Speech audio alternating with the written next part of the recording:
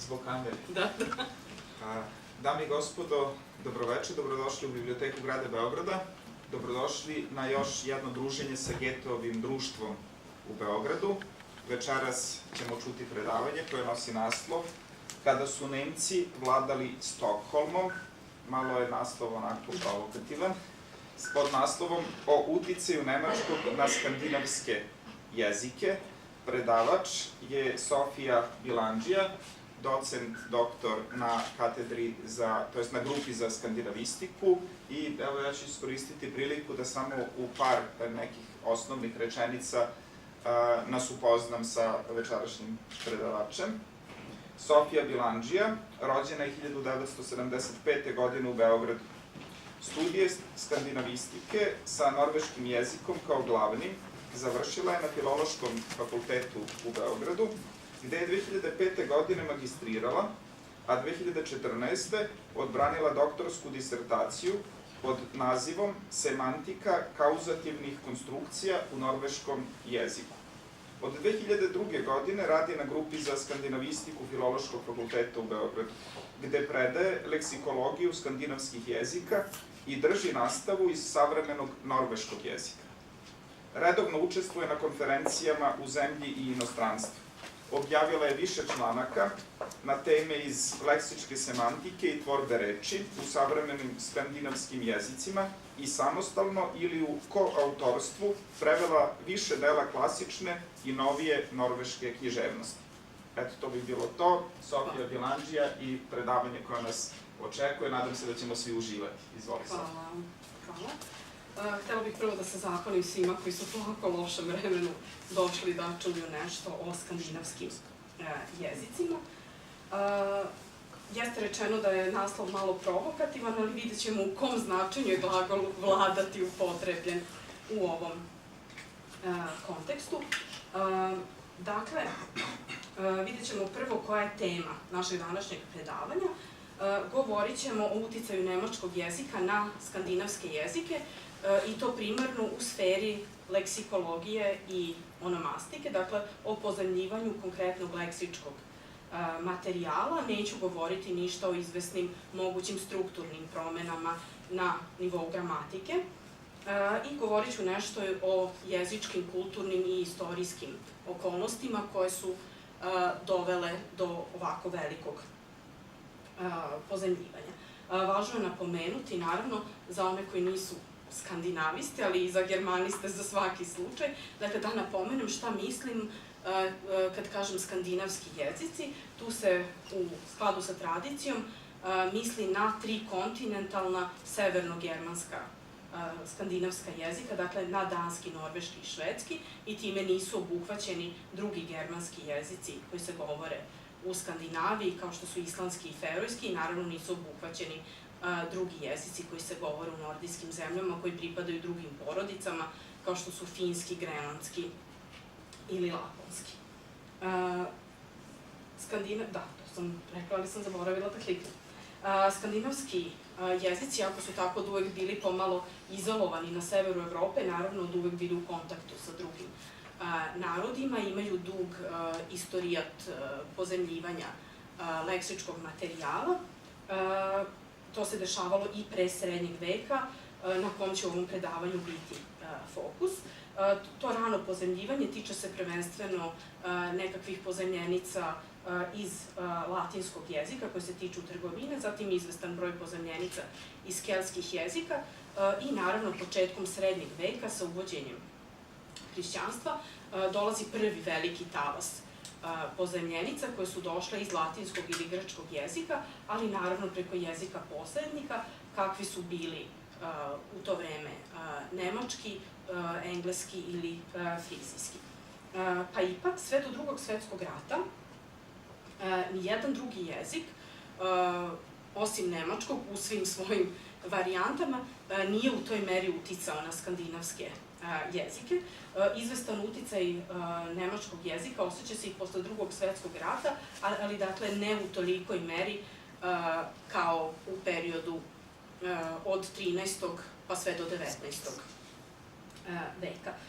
U poslednjih 40 godina taj primat je odneo engleski. Kada govorimo o tipu uticaja, naravno da će se veći deo ovog predavanja ticati takozvanih direktnih pozemljenica, dakle, cele reči i njihov oblik i značenje, ali postoji i izvestan broj indirektnih pozemljenica i svuda gde stavljam neki skandinavski termin, ja sam odabrala norveški, pošto je to moj primarni skandinavski jezik i da ne bi slajdovi bili zasićeni, već će biti dosta primera na slajdovima. Kada govorimo o indirektnom pozemljivanju, tu mislimo na prevodne i semantičke pozemljenice. Pod prevodnim pozemljenicama, koje se na norveškom zovu vrlo slično, oversættelseslån, podrazumevamo kalkiranje, dakle stvaranje nove reči u jeziku primaocu, ali po uzoru ili obrascu na jezik davalac. I ovde sam stavljala, po dva primjera sam stavila iz danskog, norveškog i švedskog, gde su ovi jezici, dakle, pomoću domaćeg jezičkog materijala imitirali strukturu odgovarajućih nemačkih reči i u 19. i 20. veku tip pozemljivanja koji se odvija u odnosu nemački i skandinavski jezici jeste prvenstveno ove prirode. Dakle, ovde vidimo reči u značenju, u danskom imamo recimo poluostrvo ili, doduše sad već nešto stariju reč za prilog, ili tako, bi-ur, ili norvešku jernbane. Ja namerno izbegavam da čitam nemačke reči, za železnicu, ili Gästarbeiter za gastarbeiter, odnosno radnika na gostovanju, ili u švedskom recimo genomsnitt, za prosek, ili intryck za utisak. Ovih reči ima više stotina, ja sam odabrala neke transparentnije čisto za ilustraciju. Drugi tip indirektnih pozemljenica jesu semantičke ili betydningsslån, dakle, gde imamo slučaj da već postojeća reč u jeziku proširuje svoje znanje i menja ga ili ga proširuje u skladu sa svojim ekvivalentom u jeziku davaocu. I ovde sam uzela jednu reč, ovo što stoji sa dva r, nor-r, to je norenski ili staronorveški.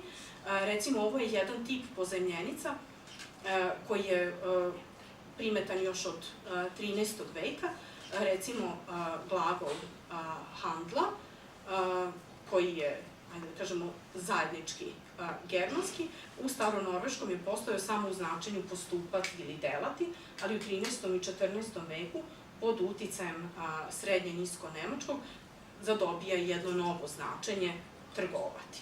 I u tom smislu, recimo, pomera se ceo spektar značenja drugih reči, u ovom konkretnom slučaju, na primer, staronorveška reč verzla, koja je tada značila trgovati, potpuno biva istisnuta iz datog leksičkog polja. Možda su nekome termini direktno i indirektno pozemljivanje možda poznatiji u vezi sa pojmom jezika posrednika i u vezi sa tim možemo reći da je nemački u odnosu na skandinavske jezike funkcionisao sve vreme i kao jezik izvornik, dakle kao direktni davalac leksičkog materijala i u velikoj meri kao jezik posrednik, dakle postoji i ta vrsta indirektnog pozemljivanja. Ja sam ovde ostavila nekakve primere pozemljenica koje su, ovakvih isto ima primjera više stotina, sasvim sigurno, reči koje su u srednjem veku ušle u skandinavske jezike preko srednje nisko-nemačkog, recimo Vogt kao namesnik, kasnije sudija, dakle od advocatus i posle srednje latinskog vocatus, ali preko srednje nisko-nemačkog kao posrednika, to je ovo što je crvenim slovima označeno, ili recimo mint, novac, odnosno novčić, preko reči munte, odnosno od latinskog moneta. I vrlo je zanimljivo pratiti nekad šta literatura o ovome kaže, zato što tu postoji veliki stepen nesigurnosti u kom ne može se tačno dokumentovati kada je određena reč ušla u jezik, pogotovo što je broj dokumenta iz tog najranijeg perioda relativno mali, tako da upravo o ovoj reči mint možemo još uvijek da čitamo rasprave da li je to nekakva rana pozajmljenica iz latinskog ili srednjevekovna i tako nekoliko desetina reči. Kada govorimo o pozajmljivanju iz nemačkog jezika, uvek moramo da budemo oprezni, budući da je reč o genetski srodnim jezicima i tada moramo da vodimo računa, naročito kada identifikujemo kalkove, da se zapitamo da li je zaista reč o kalku ili o spontanom nastanku koji je nastao od vrlo sličnog leksičkog materijala.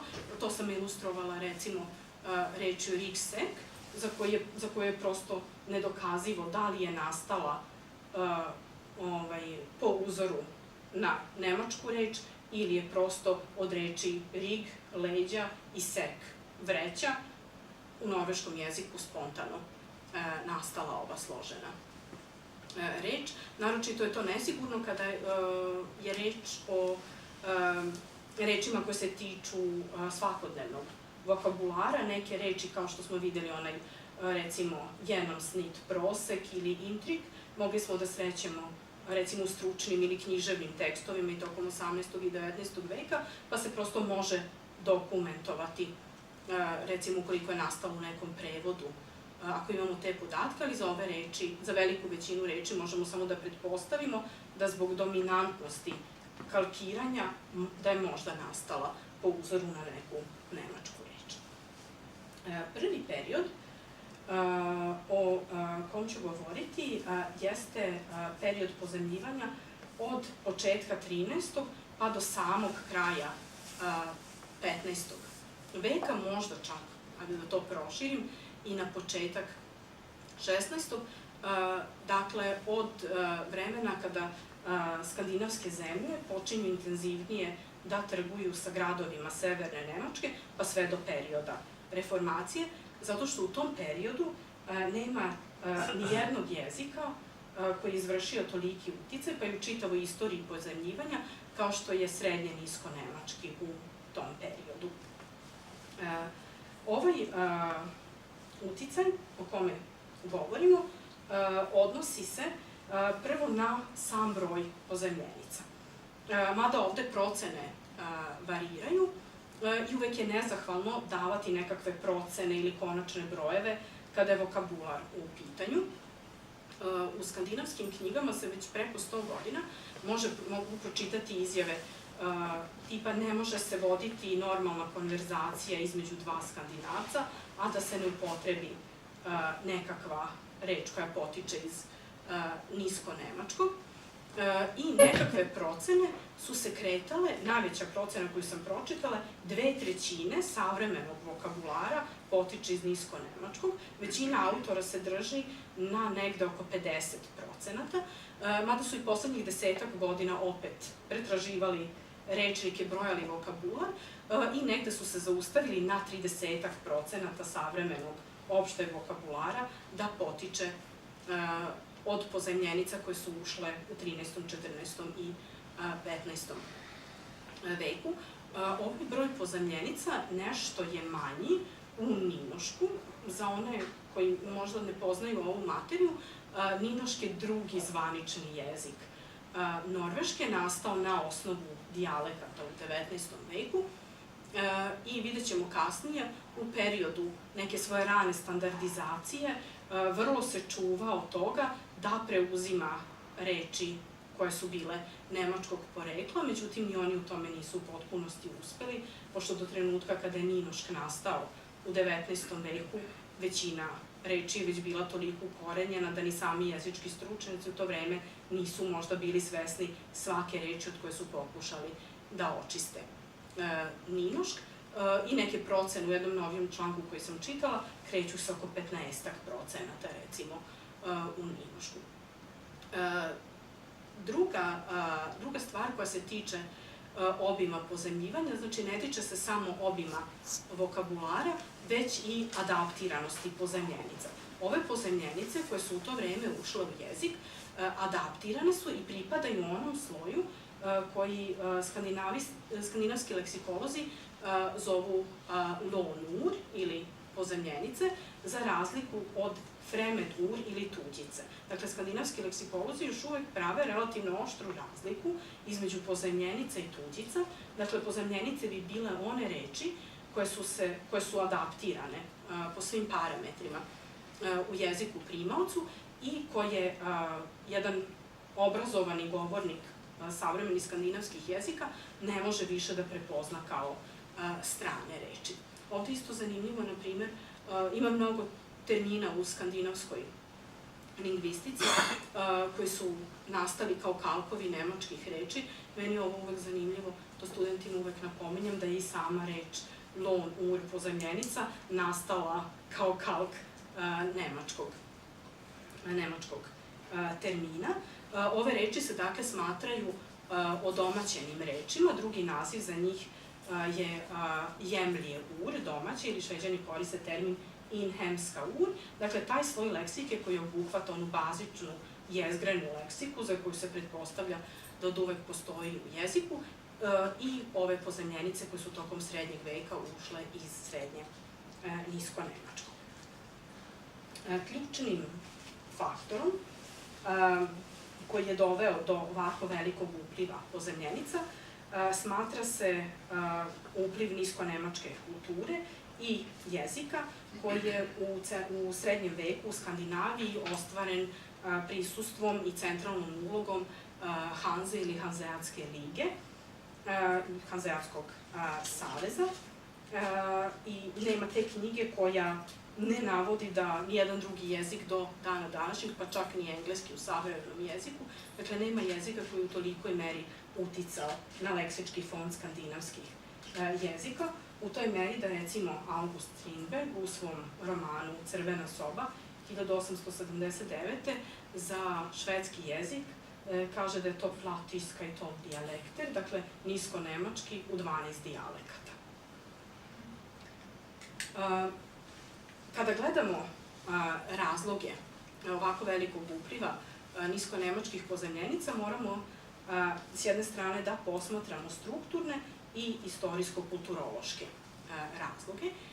I pored toga što su svi svesni da je ovaj uticaj neosporan, istraživanje je relativno malo. Dakle, svakih nekoliko decenija pojavi se nekakav zbornik radova, ali, na primjer, Skandinavci do dana današnjeg nisu na zadovoljavajući način istražili, recimo, da li je van sfere leksike, da li je nisko-nemački bilo kako uticao na gramatiku skandinavskih jezika. I kao što sam rekla, dakle, delom je reč o direktnom uticaju, a delom o indirektnom, budući da ovaj jezik u celom periodu zastupljenosti funkcioniše i kao jezik posrednik za romanske i klasične pozajmljenice. Ja ću najviše pričati o ovim kulturno-istorijskim preduslovima, ali samo kratko da se osvrnem na određene strukturne preduslove. Neću vas previše zamarati ovim. S jedne strane, ja nisam istoričar jezika, pa na taj način i svakako nisam istoričar nemačkog jezika, tako da ne mogu da govorim o srednje nisko-nemačkom, ali znam nešto o skandinavskim jezicima. Pretpostavlja se da je veliki uticaj naravno ostvaren zbog toga što postoji određena genetska srodnost i istraživanja su utvrdila da je razmak u periodu srednjeg veka između skandinavskih jezika i nisko-nemačkog bio relativno mali i postojala je velika sličnost u sistemu vokala i u sistemu konsonanata. Kao dva glavna preduslova se obično ističu, ja to nisam pisala, ali mogu vam sad evo kratko reći, dakle ističu se prisustvo monoftonga i u skandinavskim jezicima i u nisko-nemačkom, recimo reč za kuću kao hus, je li tako, a ne house, ili za led is, a ne ice, ili miš je mus, a nije maus i tako dalje. Postoji jedna velika sličnost u konsonantizmu, jer u tom trenutku u nisko-nemačkom još uvek nije došlo do pomeranja, do drugog pomeranja glasova, tako da imamo reči koje su slične, recimo, kao u današnjim jezicima, recimo sak, u skandinavskim jezicima, dakle, a ne z, ili recimo, još uvijek je očuvano t u tid i tako dalje. I dalje je nerazrešeno pitanje prirode komunikacije i stepena njihovog međusobnog razumevanja. Postavlja se pitanje da li je ovo u to vreme zaista bio kontakt dva različita jezika ili je bio kontakt samo dva relativno bliska dijalekta, jer bismo na taj način celo germansko područje u suštini mogli da posmatramo kao jedan dijalekatski kontinuum. Pretpostavlja se da je kontakt bio olakšan nekakvom vrstom semikomunikacije.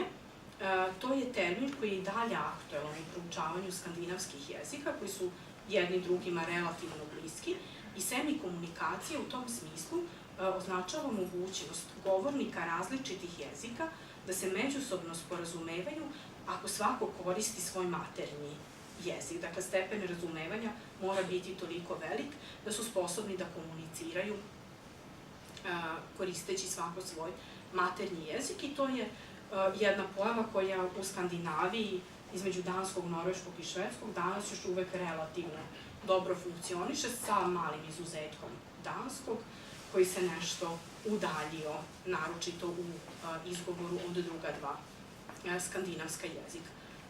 Nažalost, nema dovoljno podataka koji pokazuju kako su zaista nemački trgovci u 13. i 14. veku komunicirali sa lokalnim stanovništvom.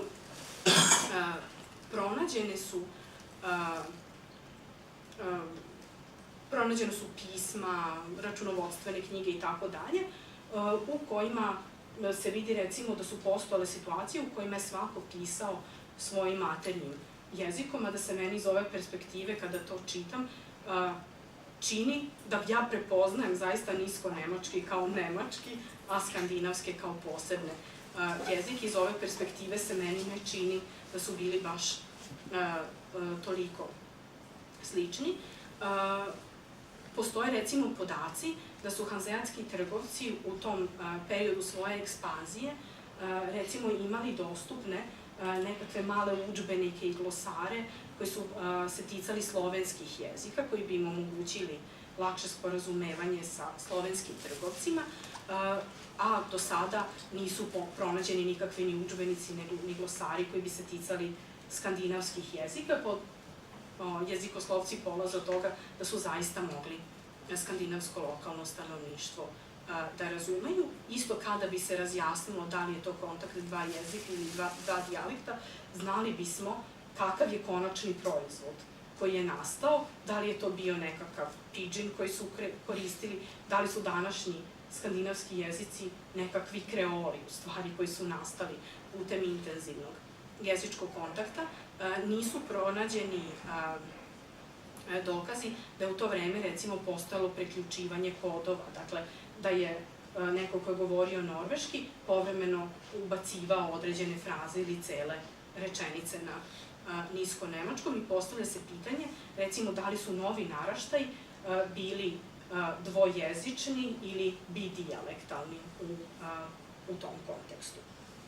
Posle, kad vidimo od reformacije, naročito u 17. veku, kada visoko-nemački preuzima dominaciju kao jezik izvornik, nailazimo na podatke i o preključivanju kodova i o prevođenju i o tome da su ti jezici u to vreme skandinavski, dakle i visoko-nemački, bili mnogo udaljeniji nego skandinavski jezici nisko-nemački u srednjem veku. Istorijsko-kulturološki preduslovi su kratko prikazani na ovoj mapi.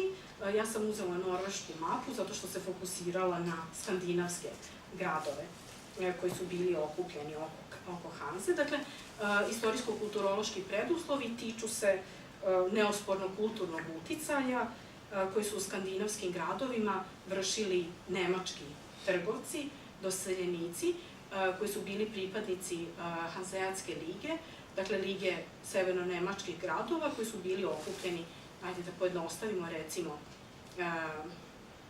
oko Libeka kao najjačeg predstavnika i koji su dominirali trgovinom na Baltiku pa i dalje tokom čitavog srednjeg veka pa sve do konačnog zatvaranja i propasti Hanze početkom 17.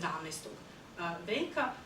Kao što vidimo na ovoj mapi, dakle njihovo carstvo trgovačko protezalo se od Novgoroda na istoku pa sve do Londona na zapadu, a više skandinavskih gradova, naročito na jugu, učestvovalo je u ovoj trgovini.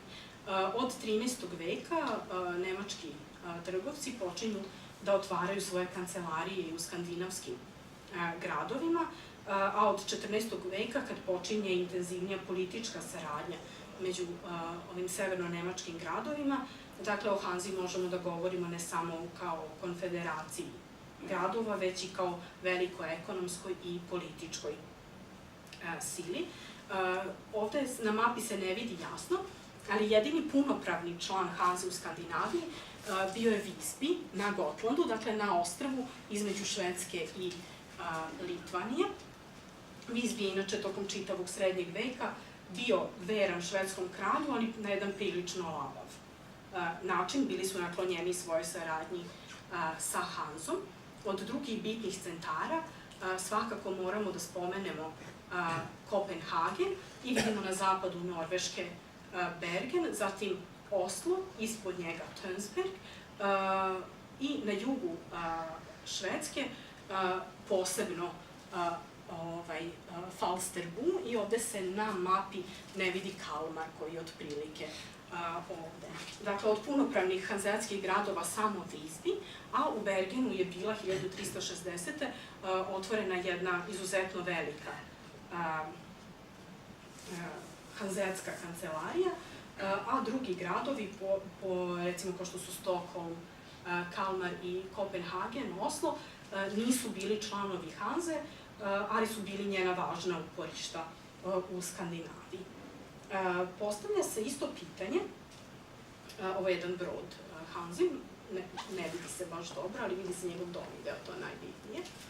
Postavlja se pitanje kako je moguće da je srednje nisko-nemački izvršio tako jedinstven uticaj na skandinavske jezike, iako je priroda kontakta između nemačkih trgovaca i lokalnog skandinavskog stanovništva bila bitno različita u Stockholmu, Oslu, Tønsbergu i Bergenu. U Bergenu je, kao što sam rekla, 1360. bila otvorena takozvana De Tyske Kontor, nemačka kancelarija, i kao što vidimo ona je zatvorena te 1754. više od 100 godina po zvaničnom prestanku funkcionisanja Hanze kao saveza. I u Bergenu je u to vreme postala jedna velika kolonija od oko 3000 nemačkih trgovaca, što nije zanemarljivo ako uzmemo u obzir da je Bergen u kasnom srednjem veku postao najveći grad Skandinavije sa procenjenih 10.000 stanovnika. Dakle, minimum trećina tih stanovnika bili su nemački trgovci. U Bergenu su, recimo, to bili mlađi neoženjeni muškarci koji su imali zabranu stupanja u brak i oni su živeli na Brigenu i ovo što vidimo dole, to je jedna panoramska slika, znači na celoj prezentaciji što vidimo, to je panoramska slika pristaništa u Bergenu, koja se sastoji od trenutno sačuvane 61 zgrade pod zaštitom UNESCO. Nažalost, ovo nisu originalne zgrade, pošto su ovo i napred i pozadi drvene zgrade sa drvenim ulicama i tako dalje. Većina ovoga je izgorela u jednom velikom požaru početkom 18. veka, ali su ga Norvežani podigli tako da liči 1702. su ga podigli tako da liči na originalni na originalno hanzeatsko pristanište i vidimo recimo ovaj naziv Tiskebrigen, nemačko pristanište, što je bio, čak se zvao jedno vreme i Hansabrigen, Hanzino pristanište, sve do 1945. Kada je zbog okupacije Nemačke, na kraju kada je došao, nije dakle sve što je imalo veze sa Nemačkom, malo je obrisano iz tih naziva i u poslednjih 10 godina možemo po novinama recimo da pratimo velike napore javnosti da se pristaništu u Bergenu vrati naziv nemačkog pristaništa. Dakle, u Bergenu velika kolonija koja je obrazovala jedan grad u gradu i koja nije imala mnogo kontakta sa lokalnim stanovništvom osim putem trgovine. U Bergenu postoji recimo jedna poznata crkva, Marija Kirken, koja se inače i danas kolokvijalno zove Tiske Kirken, nemačka crkva, i tu su recimo stanovnici mogli sve do sredine 19. veka da slušaju bogosluženje na nemačkom. Dakle, taj uticaj bio najtrajniji, ali i najizolovaniji u Bergenu. U Stokholmu, na primjer, evo recimo da uzmemo Oslo i Tönsberg, tu su se naseljavale porodice sa decom.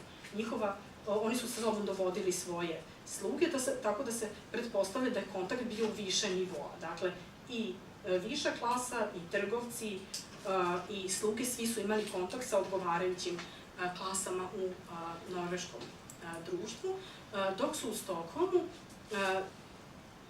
bili prisutni od samog praktično nastanka grada. Vrlo brzo se etablirala jedna velika nemačka zajednica, ali švedska država je bila poznata po tome što je od samih početaka podsticala asimilaciju nemačkog stanovništva, tako da su oni vrlo brzo, već u 1. veku posle naseljavanja, zauzimali značajne političke funkcije u gradu, ali su bili uglavnom punopravni švedski građani, dakle nisu više bili Nemci. Kulturni uticaj nemačkih trgovaca bio je neosporno zasnovan na njihovom ogromno ekonomskom uticaju. Znači, u tom centralnom delu Hanze u 14. i 15. veku hanzeatski trgovci ne samo što su transportovali neophodnu robu, kao što je so, to je bila ključna roba za Skandinavce, od Skandinavaca uzimali krzno, gvožđe, bakar i iz Norveške sušenu ribu. To je za preživljavanje u srednjem veku izgleda bila neophodna namirnica. Oni su uveli i inovaciju u načinu transporta, recimo, ovo je brod, je li tako, koge, ili koga na srpskom. Dakle, jedan brod na više nivoa potpuno zatvoren, koji je mogao da zaštiti robu, koji više nije zavisio od veslanja, dakle, bio je jedrenjak, i mogao je da ponese, recimo, najveći vikinški brodovi su nosili oko 20 tona robe, a ovi su nosili između 120 i 200 tona robe, koja je bila zaštićena, brzo se kretala po Baltiku, a osim toga vrlo efikasno je prevozila i ljude i naoružanje, koji su onda štitili taj teret. Dakle, možemo da kažemo da je Hanza vrlo brzo, pomoću ovih inovacija, imala na raspolaganju jednu armadu koja je sprovodila njene ekonomske uticaje. Mi možemo reći da se ekonomski uticaj Hanze, dakle u to vreme, zasniva na ova 3 i na investicijama, inovacijama i na institucijama koje su formirali. Inovacije su se ticale prvenstveno novog načina organizacije prodaje. U tim novim mestima oni su otvarali svoja skladišta, imali su specifičnu distribuciju i što se Skandinavije tiče, konačno su ukinuli robnu razmenu.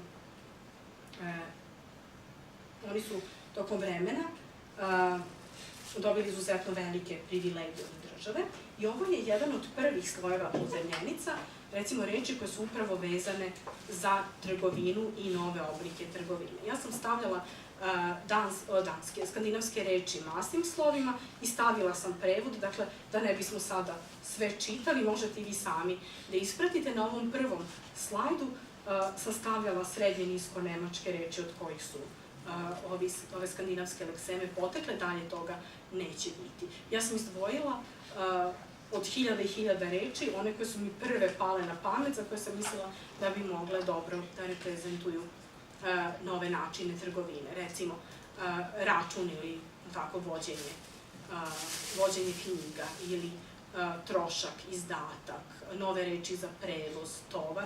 Kao što smo rekli, reč za trgovinu se izgubila, stara je proširila značenje, ili recimo reč za betalec. Ovo su sve savremene skandinavske reči, vrlo frekventne u opštem leksikonu. Ili, na primer, niskonemački u to vreme služio kao jezik posrednik za mnoge, tako široko da ih nazovem, mere. Dakle, ovo su mere koje su poticale ili iz latinskog ili francuskog dominantno, ali dakle nisu bile prisutne u skandinavskim jezicima. Pre toga, recimo, par ili dusin za 12, tako tuce, ili vekt težina, ili već pominjana mint za novac. Takođe, reči koje su se ticale rada i obavljanja poslova govore nam nešto o tome da je došlo do nekakve profesionalizacije posla. Ja studentima stalno spominjem, recimo, kako staro-norveški nije imao puno različitih reči za razne zanate. To su uglavnom bile složenice koje su se završavale na smidr, kovač. Pa je onda zidar bio husa smidr, onaj koji zida kuću. Evo vidimo, recimo, sama reč za rad, koja je danas nemarkirana potpuno, Arbeit je nemačkog porekla, ili recimo skumaker za obućara, i sve zanatlije koje danas nose nazive sa maker, jel tako, onaj koji pravi, taj glagol nije postojao u staroskandinavskim jezicima, ili recimo skreder, krojač, ili snekir, stolar, ili šlakter, mesar, brtke, bačvar i tako dalje, još na desetine zanata. Ove reči nisu uvek bile neophodne, recimo staro-norveški je imao reč za obućara, dominantna je bila ova sutarin, ali recimo vidimo skusmidir, opet ta reč za kovača, ali u ovom slučaju pravi obuću. Dakle, govori nam nešto o tome da nije uvek bilo potrebe za pozajmljivanjem, ali da su određene reči bile kulturne ili kulturološke pozajmljenice. Tu vidimo, recimo, puno reči koje su vezane za zidanje, za nove alate i tehnike, recimo sve reči skruve ili hövelj. Ja sam stavila hoblica, meni nije poznato da se to na srpskom drugačije zove, ono čime se struže drvo, ja to znam kao hoblicu i to je nekakav germanizam. Pa onda spiker, pa i same reči, redskap i verktoj za alat potiču iz ovog perioda. U ovom periodu, dakle, dolazi do određene socijalne stratifikacije i trgovina i sloj trgovaca se sada izdvajaju kao posebne društvene klase, zbog čega se, a to se poklapa vremenski sa razvojem gradova u Skandinaviji. Od starih gradova u kojima su se hanzeatski trgovci naselili, dominantan je bio jedino Bergen. Stokholm se pominje tek početkom 13. veka i možemo da kažemo da razvoj Stokholma kao grada se odvija paralelno sa dolaskom hanzeatskih trgovaca. Dakle, dobijanjem velikih privilegija od kralja, koji tada učvršćuje svoju vlast, ne smemo zaboraviti da su gradovi tada operisali sa posebnim zakonima. Dakle, hanzeatski trgovci u gradovima dobijaju velike privilegije i postepeno dobijaju monopol nad trgovinom, a kako se njihova ekonomska moć širi se i njihov sve veći politički uticaj. Vidjet ćemo mnoge reči iz niskonemačkog vezane su za osnivanje gradova, stanovnike gradova i gradsku upravu. A recimo, naslov ovog predavanja upravo je vezan za činjenicu da je prvi gradonačelnik Stokholma, koji je poznat iz 1297. Da je bio Nemac i u narednih 100 godina menjali su se Šveđani i Nemci na tom mestu. U ovom smislu glagol vladati, koji je bio u naslovu predavanja, treba shvatiti veoma široko. Dakle, odnosi se prvenstveno na politički uticaj koji su pojedinci imali u gradu, ne samo u Stokholmu, već i u pomenutom Visbiju na Gotlandu. Recimo, Visby isto od sredine 13. veka imao svoje gradonačelnike, koji su, to jest imao je po 2 gradonačelnika i uvek je jedan bio Nemac, a jedan Šveđanin. U narednih 100 godina u Stokholmu se na tom mestu su se izređala, koliko ja pamtim, 32 gradonačelnika, od čega je samo 6 gradonačelnika su bili Šveđani, 26 su bili Nemci. Iako su, kao što sam rekla, Šveđani radili na tome da se Nemci integrišu i asimiluju, u popisima vidimo puno švedskih ljudi koji se izjašnjavaju kao Šveđani, a pritom imaju nemačka imena i prezimena. Očigledno da su neke trzavice postojale, jer sredinom 14. veka donet je sledeći zakon o upravljanju gradom Stokholmom, zakon Magnusa Erikssona, koji u jednom svom paragrafu kaže da Nemci u gradskom savetu maksimum 50% mesta smeju da zauzimaju Nemci i da se dužnost gradonačelnika sada mora ravnopravno deliti. Bez obzira što Nemci imaju veliki uticaj u svim ovim gradovima, vidimo na osnovu zapisa da sve vreme postoji nekakva suprotstavljenost, što više raste njihov politički uticaj, sve veća suprotstavljenost prema kruni, a i u samom gradu postoje čarke. Zabeleženo isto krajem 13. veka je bio jedan veliki sukob u Stokholmu, gde su se posvađali Nemci i Šveđani. Šveđani su tom prilikom ubili oko 300 Nemaca koji su zatvorili u neku šupu i zapalili ih i tako dalje. Tako da taj proces nije tekao tako glatko, te asimilacije. Ovde vidimo nekakve reči koje su ušle u skandinavske jezike, a vezane su za državnu i gradsku upravu. Recimo reči hof za dvor ili recimo u švedskom i dan danas, je tako, stad za grad koje potiskuje stariju reč vi, to samo za švedski važi, ili recimo same reči borger, građanin, ili borgmester, gradonačelnik, pa zatim same zgrade, tako, gradska većnica ili undersot podanik. A osim toga, jednom sloju jako ranih pozemljenica pripadaju titule. Očigledno sa jačanjem dvora i kraljevske vlasti bile su potrebe nešto uzvišenije titule, tako za vojvode, grofove, i ove titule tipa herefrue, jungfru, koja se posle pretvorila u skandinavskim jezicima u jomfru, su uzela svoje značenje na devicu, tako, ali kao titula je ušla u skandinavske jezike. Taj novi sloj je očigledno počeo da menja svoje navike, njihove kuće su sada izgledale drugačije, počele su da se zidaju od mur, od cigala, tako pojavila se i nova vrsta zanatlija murer, više nisu bile drvene, sada su se zidale. Oni su umesto ognjišta sad odjednom imali šrken, tako, kuhinju. Očigledno da su postale sve veće kuće, imali su i trape, stepenice i imali su taleljken, kop, krus, imali su šolje, tanjire, tako, ormare, a vidimo da se i u sferi spremanja hrane nešto promenilo, recimo reči tipa frukost, frukt i recimo ove iz drugih jezika, tako kao što su sukeri, kanel, šećer i cimet, dolaze preko nisko-nemačkog, vidimo da se njihove navike menjaju, oni se sad nešto otmenije i oblače, recimo nose čizme, nose čarape i pantalone i na ovom polju su recimo sve stare skandinavske reči potisnute. I vikinzi su nosili pantalone, samo što su se one zvale brok, nosili su i čarape, ali su se one zvale hose, je li tako? Očigledno da je pomodarstvo isto dovelo do toga da određeni broj reči uđe iz prestižnog jezika. I ne samo to, došlo je mnogo pozemljenica koje su bile vezane za pomorske termine i za sferu ratovanja. Ja sam ovde izdvojila neke, recimo krig kao rat, a stara nordijska reč za rat odjednom sužava svoje značenje samo na borbu i strid i dan danas ostaje u tom značenju.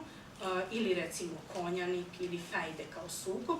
Recimo pil je takođe jedna reč koja je zamenila već postojeću staru or i vidimo kako napreduje s vremenom, kako napreduje naoružanje, stižu i böse i krut, tako puška i barut. Uticaj iz srednje nisko-nemačkog ne očituje se samo u ovim sferama. Ja sam stavila ovde na ovom slajdu, ima mnogo reči koje su frekventne reči savremenih skandinavskih jezika, a tiču se nekakvih apstraktnih pojmova, recimo veliki broj današnjih prideva. Ja kad čitam neki stariji tekst, upravo mi je prideve najteže da prepoznam i jedan dobar deo priloga, zato što su meni poznati samo ovi koji su došli iz nisko-nemačkog, a staro-norveški su se danas potpuno izgubili. Recimo, angst i frukt za strah, mada je ostala i stara reč, ili tako, recer, ili fare za opasnost, makt za moć, are čast, ali istovremeno preživljava i stara skandinavska reč heder. I sad vi vidite koliko su ovo frekventne reči u značenju tako sreće, pa svi ovi pridevi koji znače lep. I schön, i smuk, i vaker zamenjuju staro fager, ili recimo kluk, pametan, dok se staro vis sada specijalizuje ka višem nivou pameti, počinje da znači mudar, ili recimo muli, moguć. Zatim čitav niz vrlo frekventnih glagola. Evo recimo, ja ću da krenem od ovih tipa fortelle i berete, recimo u značenju pričati ili pripovedati, pa jedan broj glagola koji su srodni. Recimo ovde možete da vidite recimo sto i go, koji zamenjuju stare glagole gange i stande. Očigledno je da su srodni, ali se stari gube. Ili recimo u švedskom moste morati, umesto starog modala mo. Najviše pažnje biste mogli da obratite recimo na ovaj glagol bli, odnosno blive, da je prosto neverovatno da je pozadnjena reč istisnula stari pomoćni glagol u značenju postati i to je danas dominantan glagol u skandinavskim jezicima.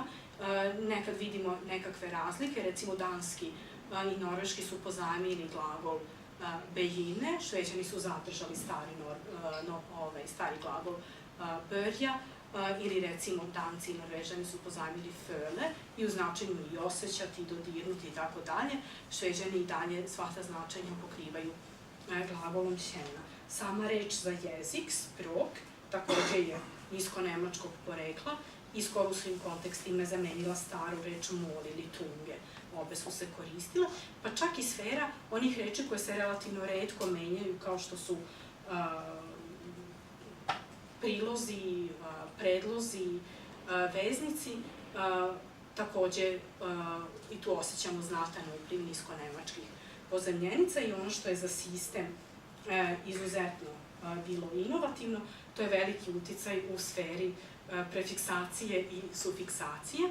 Vrlo frekventni današnji sufiksi, naročito za izvođenje apstraktnih imenica kao što su recimo het ili skap, su nisko-nemačkog porekla, ali ono što je za skandinavski sistem bilo bitnije, to je prefiksacija, jer u to doba su skandinavski jezici zbog raznih drugih promena izgubili skoro u potpunosti mogućnost da dodaju prefikse na glagole, postali su samo složeni glagoli i dolazak nemačkih prefiksa be i for, odnosno u švedskom för, potpuno je inovirao sistem. Ja vas sad neću dalje zamarati prefiksacijom i sufiksacijom, mada je to jedna od mojih omiljenih tema, ali ne verujem da bi vama bila jednako uzbutljiva. Od početka 16. veka nisko-nemački uz nekako paralelno sa padom dominacije Hanze gubi svoj uticaj, iako govorimo o uticaju nemačkog u tom periodu, govorimo o dominaciji visoko-nemačkog, mada je nekad zaista teško razlikovati šta je visoko-nemačka reč, šta je nisko-nemačka i šta je holandska, pošto Holanđani postaju dominantni partneri u trgovini Skandinavaca u to doba. nemački je sve do 19. veka ostao dominantan jezik kulture i više klase. Uticaj na jezik jeste primetan, ali je u daleko manjoj meri prisutan nego uticaj nisko-nemačkog. Mnoge reči koje su tada ulazile u jezik ticale su se državne administracije, vojne uprave, mnoge od njih su bile zastupljene u književnosti i prosto su mnoge reči ovog tipa danas zastarale, dakle, možemo da kažemo da su umrle nekakvom prirodnom smrću, osim od jednog određenog broja reči koje su stradale u danskom purizmu 19. veka, reći ću samo par rečenica o tome. Danas najbolje prepoznajemo pozemljenice iz 17. i 18. veka po tome što potiču na R i G. To je skoro nepobitan dokaz u skandinavskim jezicima da je to nemačka reč koju su nešto kasnije pozajmili. Ja sam ovde stavila 10-ak reči koje su vrlo frekventne, a nisu domaće, recimo luft za vazduh ili bili za jeftin, ili recimo čak u švedskom, recimo froga za pitati, ili recimo flink i flot, gde i dalje možemo da čitamo članke gde se naučnici spoje da li nisko-nemački ili visoko-nemački, ali svakako su relativno kasno ušle u jezik u 17. i 18. veku. Samo da vidim gde sam stala da nešto ne zaboravim. U to vreme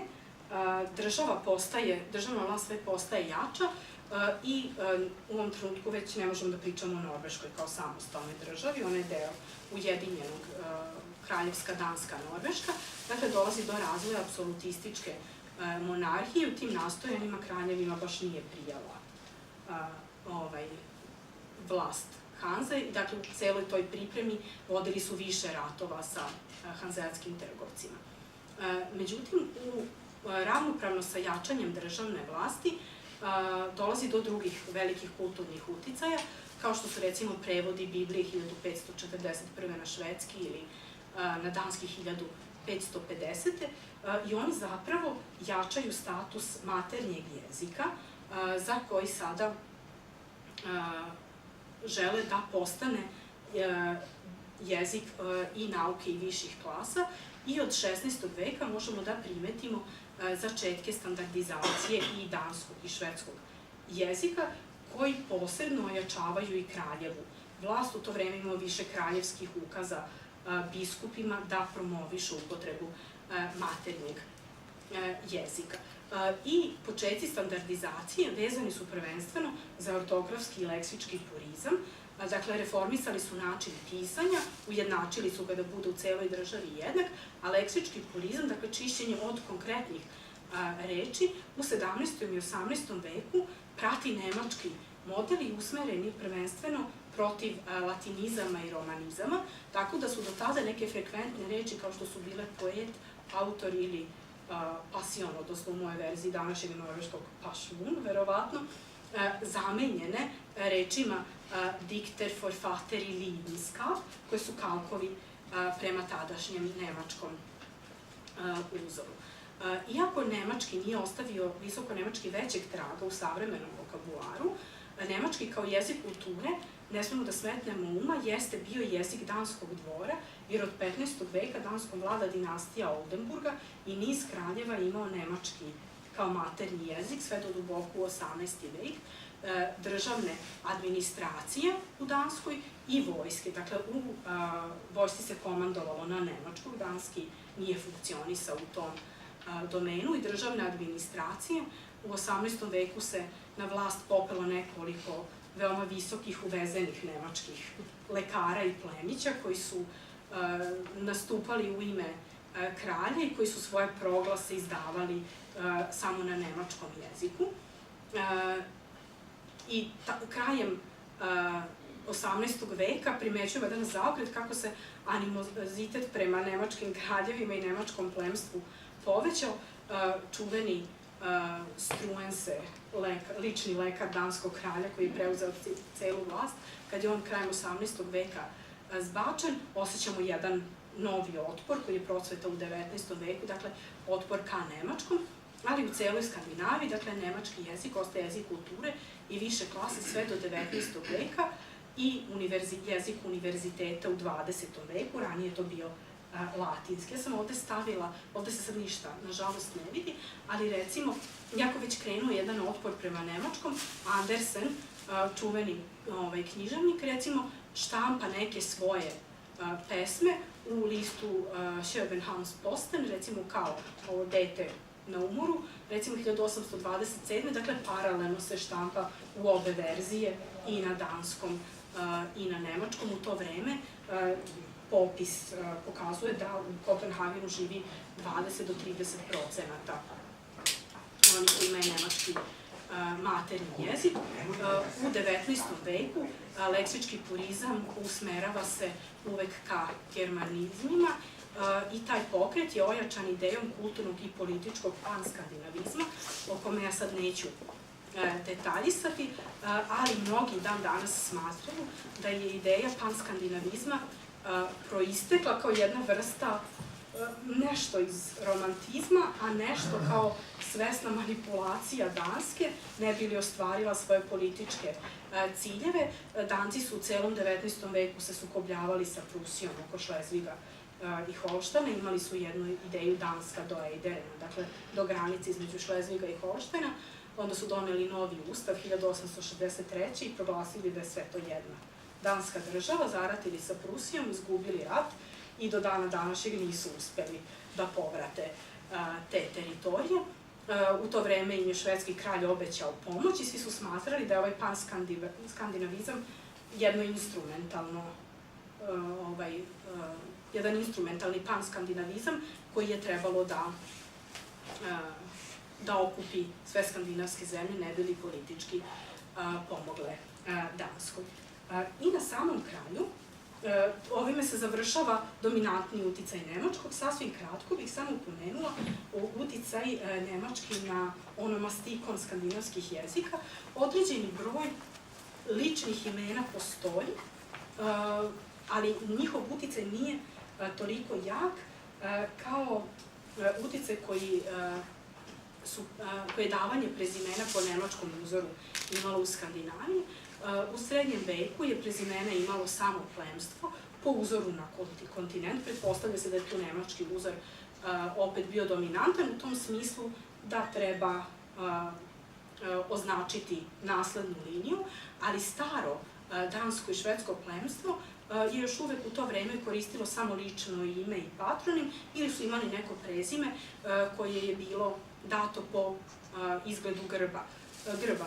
Recimo Gaut kao vepar, i evo vidimo ovaj švedski staro plemstvo Svinhuvud, svinska glava, tako misli se vjerojatno na veprovu glavu, ili ugla sova i tako dalje. U to vreme obično stanovništvo nema prezimena i u Skandinaviji u principu niži slojevi stanovništva i ruralno stanovništvo nije imalo prezimena sasvim sigurno sve do sredine 19. veka. Međutim, sa doseljenim nemačkim plemstvom, prvenstveno iz Holštajna i Meklenburga, od 16. i 17. veka i skandinavskog plemstva polako zaboravlja ova svoja stara prezimena tipa Bunde, seljak, već izmišljaju nova, maštovita dvotematska imena, ne bi li izgledala nešto bombastičnije, tako da imamo Griffenfelde, Knagejelme, Tordenskjold, ili recimo Šveđani su i tad voleli ove botaničke nazive, kao što je Palmgren, grana palme, ili Rosenqvist, ružina grana, ili recimo vidimo Gyllenstjerne, tako, zlatna zvezda, čak je su postojali Silver Pistol, srebrni pištolj, recimo. Dakle, po bilo kom predmetu su mogli da označe svoje plemstvo. Obični ljudi, kao što rekao, bili su bez prezimena, ali trgovačka klasa u gradovima počela je da uzima prezimena koje i dan danas zvuče vrlo nemački i označavaju nekakva zanimanja. I Skandinavci u principu znaju da ako označava određeni zanat, to nije originalno skandinavsko prezime. Oni su posle 19. veku uglavnom uzimali prezimena ili koja su bila originalni patronimi, odatle toliko prezimena na Sen i Son, ili su uzimali prezimena po mestu stanovanja. Dakle, ovo vidimo sve su zanimanja, pa čak i određena nemačka grafija je i dan danas prisutna u pisanju ovih prezimena. U Danskoj naročito, recimo, tokom 17. i 18. veka bilo popularno da se domaća prezimena po mestu odakle neko potekao, preimenuju, da se malo ponemče, da